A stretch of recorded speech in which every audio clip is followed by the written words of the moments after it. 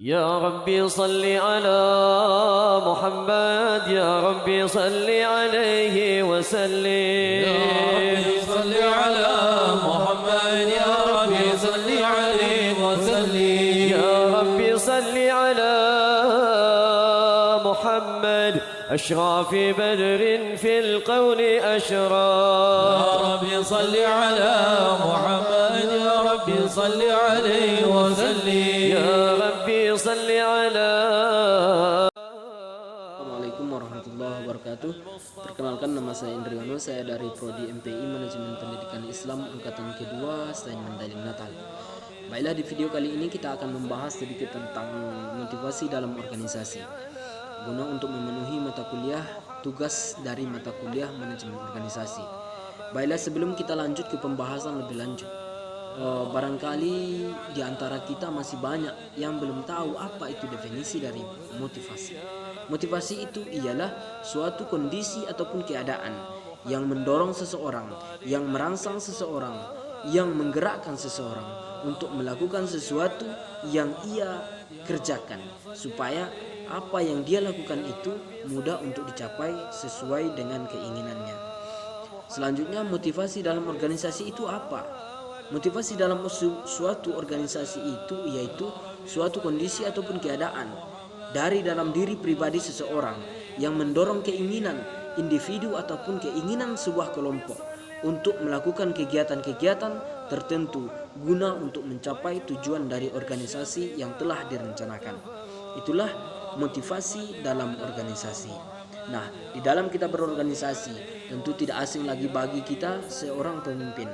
Seorang pemimpin di dalam sebuah organisasi itu harus bisa memotivasi karyawan-karyawannya ataupun bawahan-bawahannya dengan memotivasinya, dengan mengajaknya untuk bekerja dengan kerjasama dengan sebaik-baiknya, untuk mengerjakan kerjaan itu dengan sungguh-sungguh agar tujuan dari organisasi itu mudah untuk dicapai.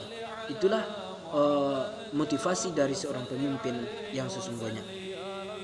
Kemudian ada dua sumber motivasi yang harus ada pada diri kita masing-masing, yaitu yang pertama, motivasi internal.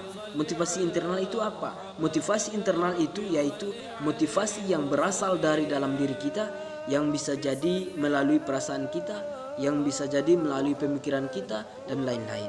Yaitu contohnya, apabila di dalam sebuah organisasi itu kita melihat ada seorang anggota ataupun seorang atasan kita melakukan sesuatu yang baik.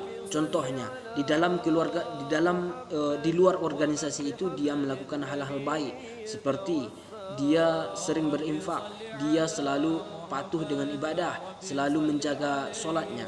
Nah, kita seorang pelihat ataupun yang melihat yang dikerjakannya itu tentu berpikir bagaimana ia bisa melakukannya. Tentu kita juga termotivasi sendiri dari pekerjaannya, termotivasi dari pemikiran kita. Nah, itu sudah termasuk dari motivasi internal. Selanjutnya, motivasi eksternal. Motivasi eksternal itu apa?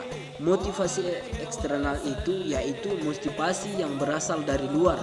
Yang dari luar maksudnya yang dari motivasi dari orang-orang di luar kepada kita.